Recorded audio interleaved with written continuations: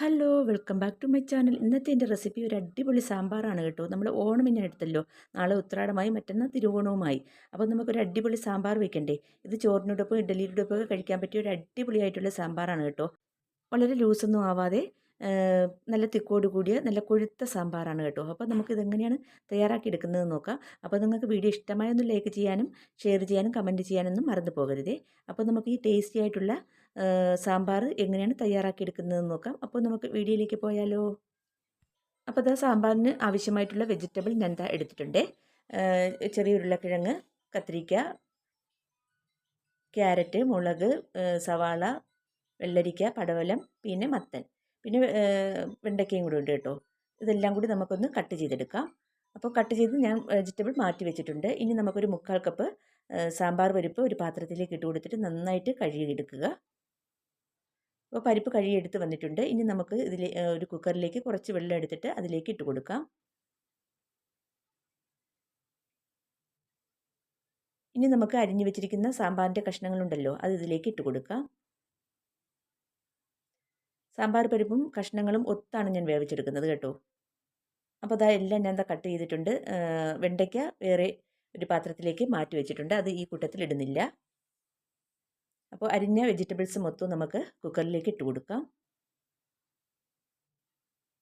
മുരിങ്ങക്കായ ഇല്ല കേട്ടോ, എൻ്റെ കയ്യിലില്ലായിരുന്നു. അതുകൊണ്ട് മുരിങ്ങക്ക ഉള്ളവർ മുരിങ്ങയ്ക്കും കൂടി ചേർത്ത് കൊടുക്കണേ, നല്ല ടേസ്റ്റാണ്.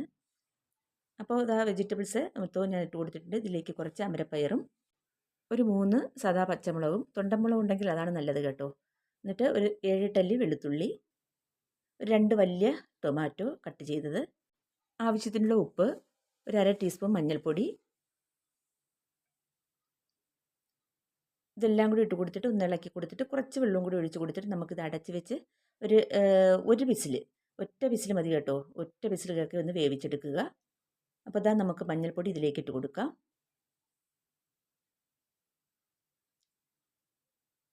കുറച്ച് വെള്ളവും കൂടി ഒഴിച്ച് കൊടുക്കാം. വെജിറ്റബിൾ ഒന്ന് മുങ്ങി നിൽക്കത്തക്ക വിധത്തിലുള്ള വെള്ളം ഒഴിച്ച് കൊടുക്കുക. ഇനി എല്ലാം കൂടി ഒന്ന് നന്നായിട്ടൊന്ന് മിക്സ് ചെയ്യുക. അതിനുശേഷം അടച്ച് വെച്ചിട്ട് നമുക്കൊരു ഒരു വിസിൽ കേൾക്കി ഒന്ന് വേവിച്ചെടുക്കണം. ഒരു വിസിൽ കേൾക്കുമ്പോൾ തന്നെ വെജിറ്റബിളും സാമ്പാർ പരിപ്പൊക്കെ നന്നായിട്ട് വെന്ത് കിട്ടുമേ.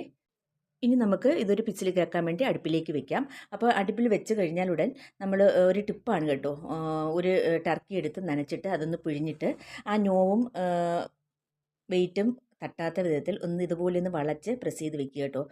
ഇങ്ങനെ വെച്ച് കൊടുത്താൽ നമ്മൾ കുക്കറിൽ നിറച്ചൊക്കെ സാധനം വെക്കില്ലേ, അപ്പോൾ പിസിൽ കേൾക്കുന്ന സമയത്ത് വെള്ളം ചീറ്റി വെളിയിൽ പോവില്ല കേട്ടോ. നല്ലൊരു ടിപ്പാണ്. അപ്പോൾ എല്ലാവരും ഒന്ന് ട്രൈ ചെയ്യും.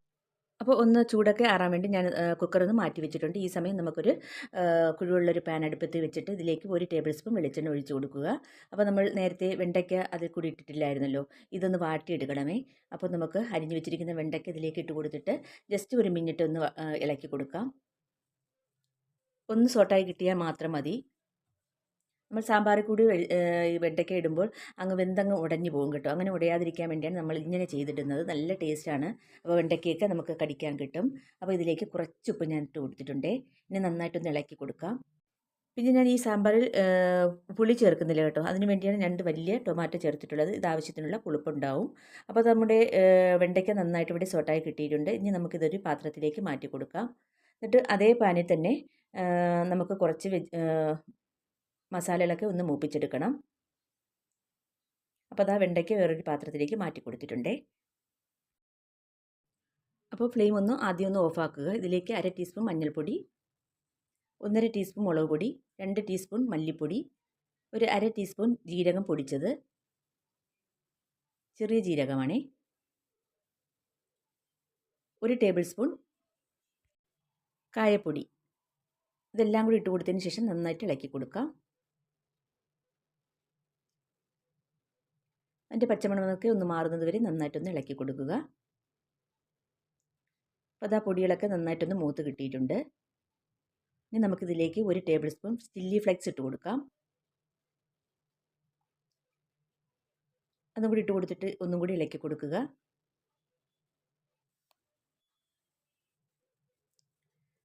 അപ്പോൾ അതാ നമ്മുടെ പൊടികളെല്ലാം നന്നായിട്ട് മൂത്തിട്ടുണ്ട്. ഇനി നമുക്ക് ചൂട് മാറിയിരിക്കുന്ന കുക്കർ ഒന്ന് അടപ്പ് തുറന്നിട്ട് ആ കഷ്ണങ്ങളെല്ലാം കൂടി ഇതിലേക്ക് ഒഴിച്ചു കൊടുക്കാം. വെള്ളത്തോടു കൂടി ഒഴിച്ചു കൊടുക്കുക.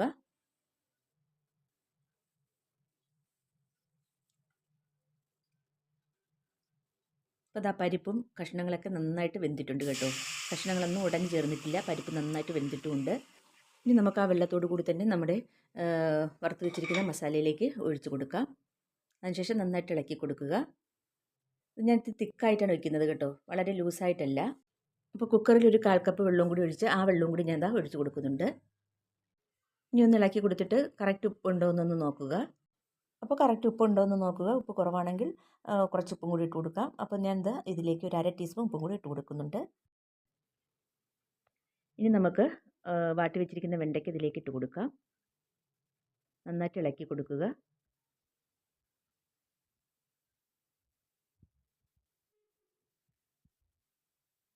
അതിനുശേഷം കുറച്ച് കായപ്പൊടിയുടെ കുറവുണ്ടായിരുന്നേ, കായപ്പൊടിയും കൂടി ഒരു 1/4 ടീസ്പൂൺ കൂടി ഇട്ട് കൊടുത്തിട്ടുണ്ട്. ഇനി നന്നായിട്ടൊന്ന് ഇളക്കി കൊടുത്തിട്ട് നന്നായിട്ടൊന്ന് തിളപ്പിച്ചെടുക്കുക.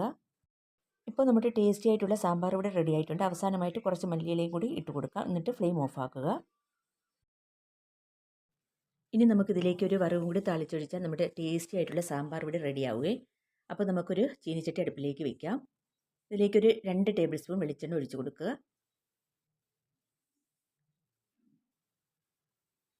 വെളിച്ചെണ്ണ ഒന്ന് ചൂടായി കഴിയുമ്പോൾ ഇതിലേക്ക് 1/2 ടീസ്പൂൺ കടുകിട്ട് പൊട്ടിക്കാം. ഇതിൽ കൂടി 1/4 ടീസ്പൂൺ പച്ച ഉലുവയും കൂടി ഒന്ന് താളിച്ചിട്ട് കൊടുക്കുക കേട്ടോ. നല്ല ടേസ്റ്റാണ് സാമ്പാറിന് ഈ പച്ച ഉലുവ ചേർത്ത് കൊടുക്കുന്നത്.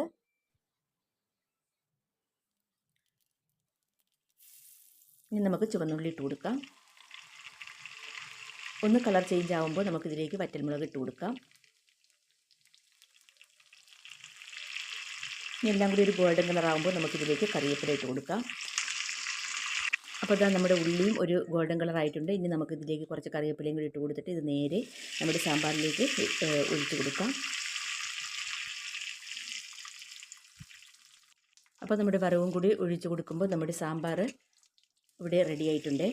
വളരെ ടേസ്റ്റി ആയിട്ടുള്ള ഓണസദ്യ സ്പെഷ്യൽ സാമ്പാർ ഇവിടെ റെഡി ആയിട്ടുണ്ട്. എല്ലാവരും ഒന്ന് ട്രൈ ചെയ്യുക.